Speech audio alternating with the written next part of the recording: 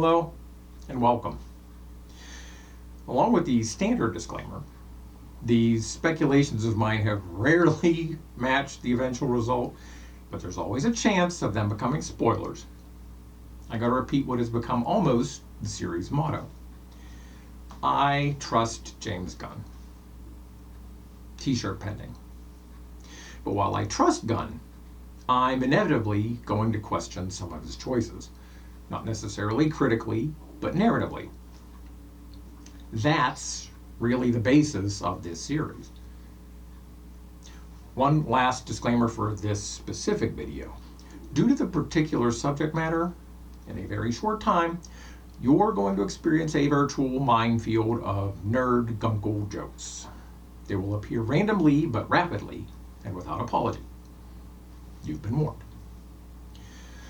So, as opposed to the eager haters who have been dissing as disappointing the second season finale of Peacemaker, I thought it was well handled within the context of both the series itself and the Chapter 1 arc of the DCU.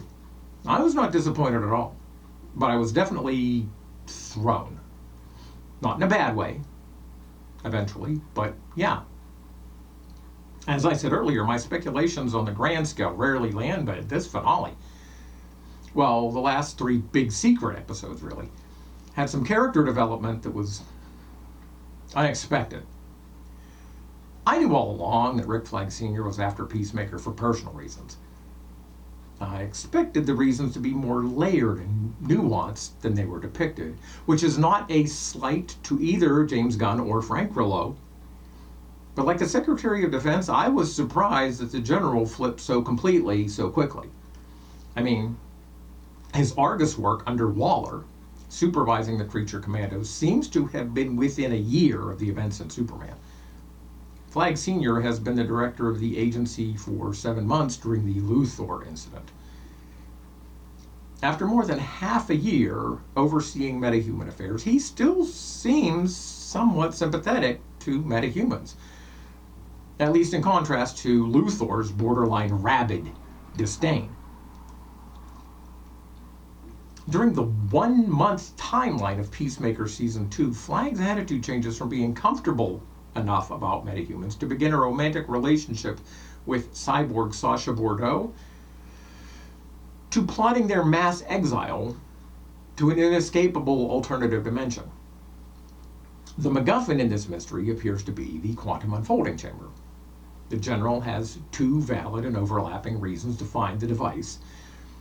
As he says, he doesn't want another dimensional rift disaster, plus his existence and Chris's possession of the technology finally gives him an actionable reason to go after Peacemaker. If you need to find a portal, and you're already referring to the Metropolis events as the Luthor incident, who you gonna call? So Rick Sr. pays a visit to Lex, who has been incarcerated in Belle Reve, where metahuman criminals are sent. This ironic and plausibly spiteful decision by the government is pointed out sardonically by Lex in describing his accommodations. But the General is already very familiar with the facility, having operated from it when he was working with the Creature Commandos. There. Belle Reve and the Creature Commandos. That's the turning point for both Flag and the DCU. In the shift from the DCEU to DCU, James Gunn has said that narratively, everything is canon from the first episode of Creature Commandos on. In which case, why is nobody talking about the gorilla in the room? Now hear me out. While I'm still suspicious about near-retirement age Rick Sr.'s rapid recovery from a Clayface beating that left him with at least a broken back, this is a separate issue, if related tangentially. I don't think Flag has developed a reliance on painkillers, but I believe he does have a monkey on his back. The mission the Creature Commandos took under Flag's leadership was alternately to protect assassinate or protect Princess Alana of Pokolistan. Eventually, assassination seemed to be the preferred option, but see the videos linked at the end for my thoughts on all that. The reason that Alana became perceived as a liability to the United States, and the world really, was a vision shared with Argus then-director Amanda Waller by the clairvoyant sorceress Circe. A vision which showed the seemingly benevolent princess to actually be a bloodthirsty tyrant planning to take over the world. After a complicated series of espionage maneuvers, the vision was proven to be true. At which point, but for entirely personal reasons, the bride took out the princess. Possibly. See the previously mentioned linked videos.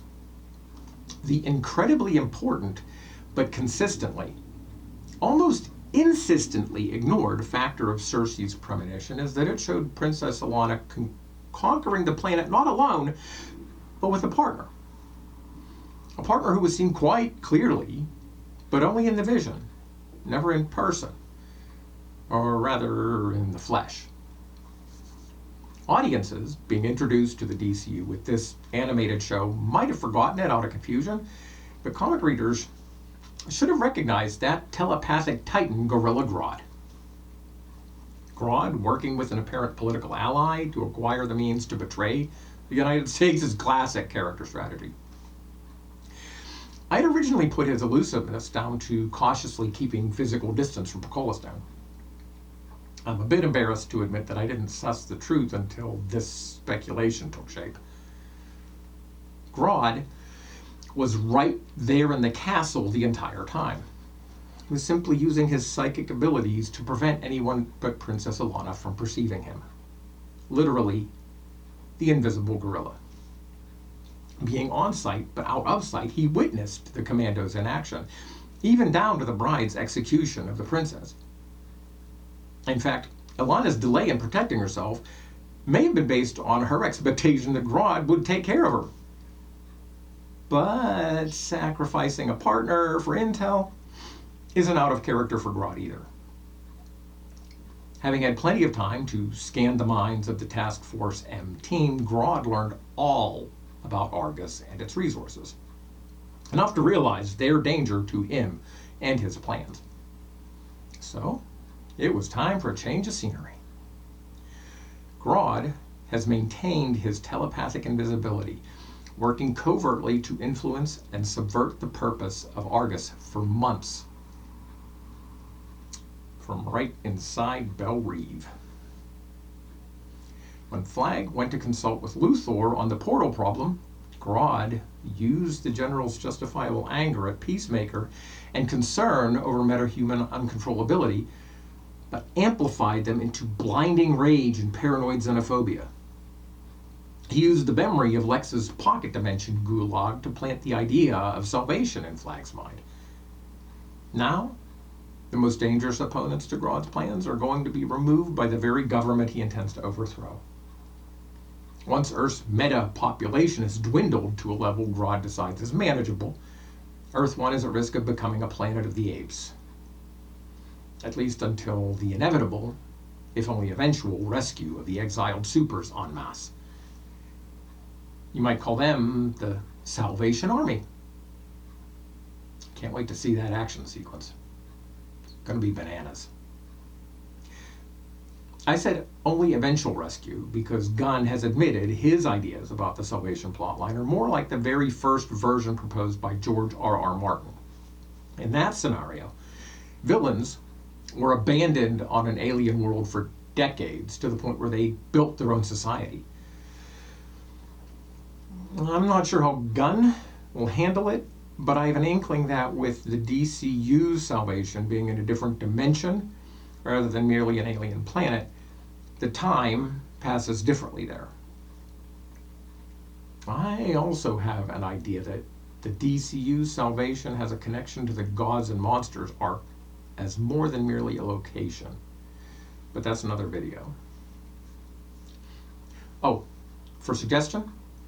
It's a little late even as I shoot this, but given Grodd's go-to of devolving humans into gorillas, I think that somewhere in the next round of DC and Marvel comics crossovers, there should be a conflict between Grodd and Sauron over their competing final products. All right, this one's done. Let me know your thoughts in the comments. You can like and subscribe. Thanks for your time. Stop back again.